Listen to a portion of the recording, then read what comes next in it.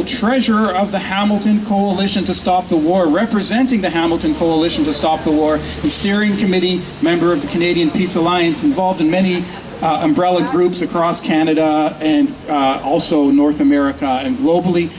The Hamilton Coalition to Stop the War, of course, you probably know, was formed in 2002 by various groups coming together right here to oppose the war on Iraq. And of course, we've never had to change our name since, something I've pointed out, because the number of wars has only increased, first with Bush and the subsequent presidents and prime ministers. We've opposed all the wars of the U.S. empire in Afghanistan, Iraq, Haiti, Libya, Gaza, Syria, and Yemen. So today, please welcome Ken, who's going to be explaining why we oppose these belligerent acts.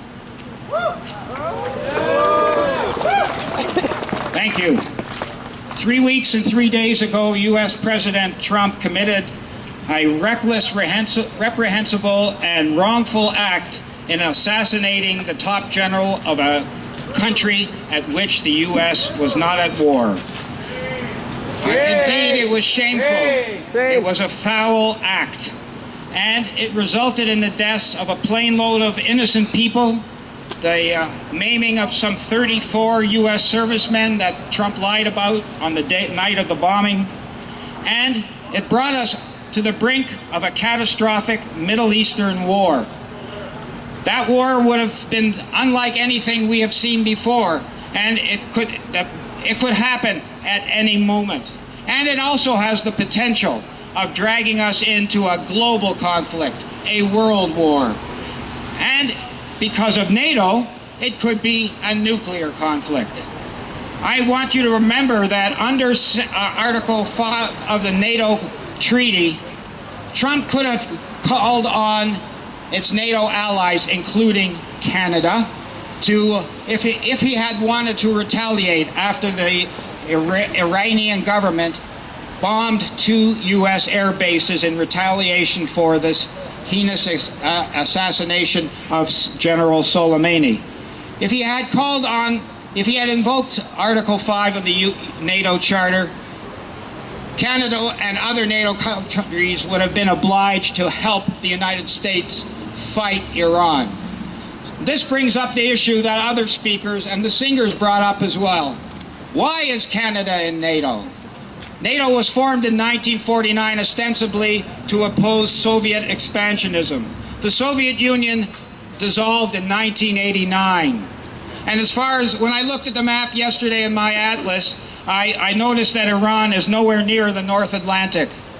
Why does Canada belong to this military alliance?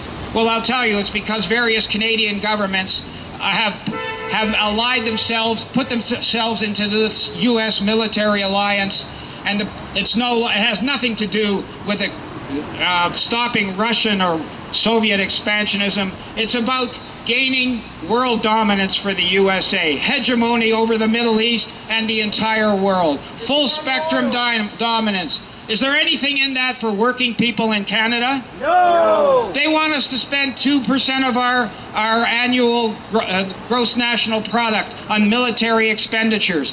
Do we have that kind of money, or should it go to healthcare, education, infrastructure, and planning for mitigating global warming? Which do you prefer? The latter. Thank you. We don't have any interest in this, brothers and sisters. And what we need to do is we need to get out of NATO now. Please repeat after me.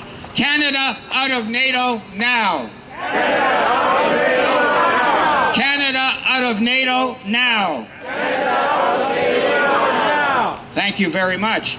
The other issue that I mentioned earlier is that Canada has troops in Iraq.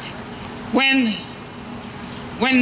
Trump committed his heinous act of treachery against General Soleimani, who is widely recognized as the architect of the defeat of ISIS in Syria and Iraq, he was on a diplomatic mission. He was carrying a letter from the government of Iran. He was there at the specific and personal invitation of the Iraqi Prime Minister because the Iraqi Prime Minister was acting as a mediator between Saudi Arabia and Iran. And Saudi Arabia had sent the Iraqi Prime Minister a note saying that it wanted a rapprochement, a cooling down of tensions between Saudi Arabia and Iran. And we can see by the fact that Trump assassinated the general when he was on a diplomatic mission meant that Trump does not want a rapprochement in the Middle East. He wants to ratchet up the tensions. He wants to sell arms to Saudi Arabia, and he's part of the U.S. ruling class that for 40 years have been trying to overthrow the Islamic Republic. And we say that's not our fight. Canadians should not be in that fight. The reason we have troops in Iraq is to help the U.S. do that. And it's time, well, when the fact that Trump did not give any advance notice to the Canadian government that they were doing this heinous act was irresponsible, because we do have troops there, and who knew what could happen to them. But instead of complaining about that act, instead of complaining about putting Canadian troops in harm's way needlessly, our new foreign minister, Sean Penn, did he criticize the U.S. for what it did? For its violation of international law, for the rules of diplomacy? No! In his statement, he criticized General Soleimani. I say that's shameful. Shameful! And he did not say that he would listen to the voice of the Iraqi people. The Iraqi people have a parliament now. In the parliament, they called a special meeting, and they overwhelmingly voted to ask all foreign troops to leave.